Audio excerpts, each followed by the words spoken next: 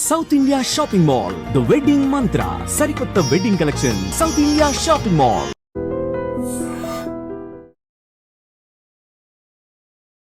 నమస్తే, welcome back to IT media. నేను మీ ఝాన్సీ. ఇన్వెస్ట్మెంట్ చేయాలి అన్నప్పుడు చాలా మెథడ్స్ మనకు కనిపిస్తూ ఉన్నాయి.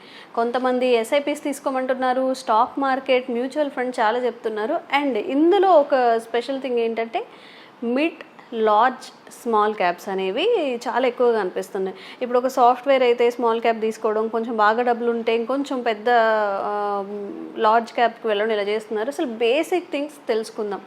ఈ మిడ్, స్మాల్, లార్జ్ క్యాప్స్ అంటే ఏంటి, ఎవరు ఇన్వెస్ట్మెంట్ చేయొచ్చు, ఎంతవరకు ఇన్వెస్ట్మెంట్ చేయొచ్చు, విషయం తెలుసుకుందాం. ప్రస్తుతం అంతా ఉన్నారు senior market analyst Sriram Chandramurthy గారు.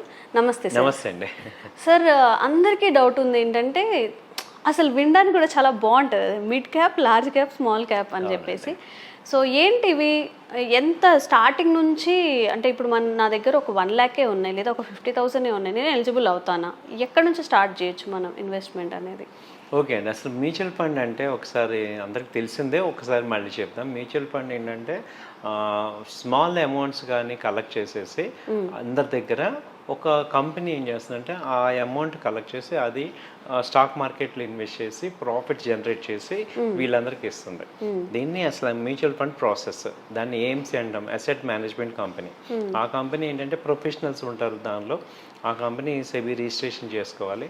సో అండర్ రూల్స్ ప్రకారం చేసుకొని మ్యూచువల్ ఫండ్స్ని వాళ్ళు రన్ చేస్తారు అనమాట. సో మనలాంటి అన్ప్రొఫెషనల్స్ అంటే మనం అందరం కూడా ఆ కంపెనీలో మనం కొంత అమౌంట్ యాడ్ చేసుకుంటే over a period of time ఆ అమౌంట్ అక్యుములేట్ అయ్యి మంచి వెల్త్ క్రియేట్ అవుతుంది. ఇది actual concept of mutual fund.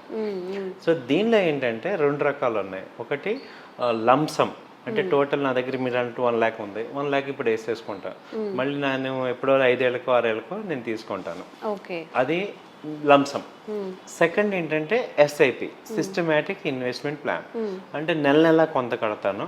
So అలా ఒక 5 years 10 years అలా నేను ప్లాన్ కట్టుకుంటూ వెళ్తే ఆ అమౌంట్ ఏం చేస్తారంటే స్టాక్స్లో ఇన్వెస్ట్ చేసి మనకు వెల్త్ క్రియేట్ చేస్తారు. ఆ స్టాక్స్ కూడా మనమే సెలెక్ట్ చేసుకోవచ్చు ఎందులో పెట్టాలి, నేను పెట్టే అమౌంట్ దేనిలో పెట్టుకోవాలని. సో మ్యూచువల్ ఫండ్స్ ఏంటంటే ఓవర్ ఏ లాంగ్ పీరియడ్ మనకి రిస్క్ అనేది ఉండదు. ఓవర్ ఏ లాంగ్ పీరియడ్ మనకి మంచి రిటర్న్స్ ఇస్తుంది అనమాట. అంతేగాని షార్ట్ టర్మ్లో నేను ఒక 6 monthsలో ఇవాళ కొనేసేసి అమ్మేస్తాము అంటే అది లాసెస్ అవుతుంటాం. సో మ్యూచువల్ ఫండ్స్లో 2 రకాలు అయిపోయింది కాబట్టి వీళ్ళు ఏం చేస్తారంటే ఈ ఫండ్స్ని స్టాక్ మార్కెట్లో ఏ కంపెనీలో ఏ సెక్టర్లో పెట్టమంటారు.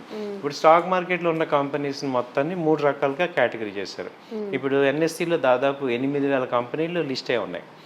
వాటిల్లో లార్జ్ క్యాప్ అంటే స్టార్టింగ్ 1 to 100 ఏవైతే ఉంటాయో వాటిని లార్జ్ క్యాప్ కంపెనీస్ అంటాం. అంటే example HDFC bank, ICICI bank, Kotak bank, ఇలా రిలయన్స్, ఇలా టాప్ 100 బై మార్కెట్ క్యాపిటలైజేషన్ బట్టి వీటిల్లో లార్జ్ క్యాప్ అంటాం. ఓకే, అంటే బాగా రిటర్న్స్ ఇస్తాయి అవి. అవి ఇప్పుడు ఇండియాలో స్టాండర్డ్ కంపెనీస్, బాగా ఎస్టాబ్లిష్డ్ కంపెనీస్. అందులో ఎంత నుంచి మనం పెట్టచ్చు సార్ ఇన్వెస్ట్మెంట్? 500 నుంచి పెట్టుకోవచ్చు. 1,000 మినిమం వేసుకున్నా ఏ మ్యూచువల్ ఫండ్ ఏదైనా 1,000 నుంచి కూడా ఇన్వెస్ట్ చేసుకోవచ్చు.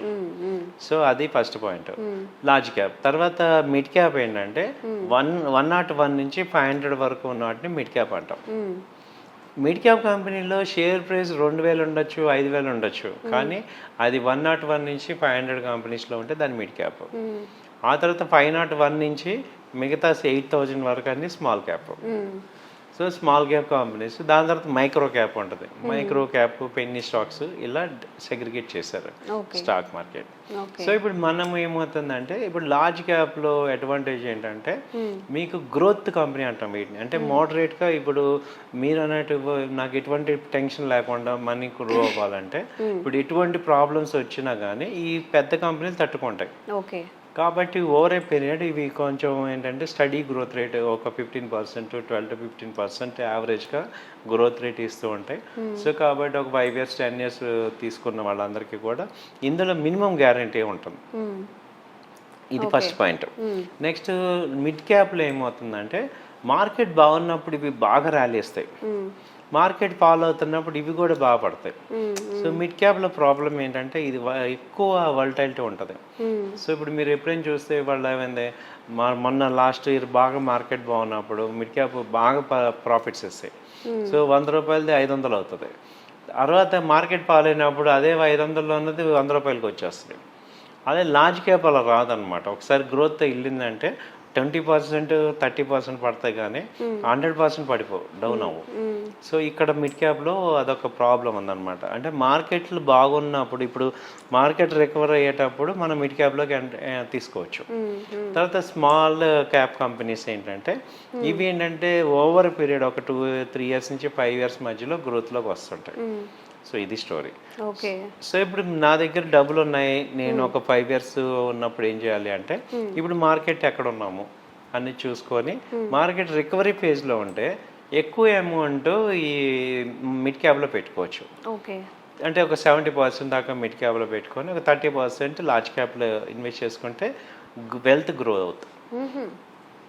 అది కూడా మళ్ళీ ఇప్పుడు ఏమన్నామంటే ఈ ఏజ్ని బట్టి, ఇప్పుడు మీకు 60 ఇయర్స్ ఉన్నారనుకోండి, సో మీరు రిస్క్లు తీసుకోలేని లెవెల్లో ఉంటారు. కాబట్టి మీరు ఎక్కువ ఫండ్ అంతా కూడా లార్జ్ క్యాప్లో పెట్టుకోవాల్సి వస్తుంది. అదే మీరు 30 ఇయర్స్ ఏజ్ అనుకోండి, సో మీరు కొంచెం రిస్క్ తీసుకోవచ్చు, మీకు లైఫ్ స్పాన్ ఉంది. కాబట్టి మీరు ఒక 70% ఈ small and micro cap company small క్యాప్లో కానీ తర్వాత మిడ్ క్యాప్లో కానీ పెట్టుకొని లార్జ్ క్యాప్లో 30% పెట్టుకుంటే మీకు ఎక్కువ గ్రోత్ ఛాన్సెస్ ఉంటాయి. ఓకే. ఇప్పుడు ఈ మూడిట్లో సేఫ్ సైడ్ అంటే ఏమని తీసుకోవచ్చు సార్?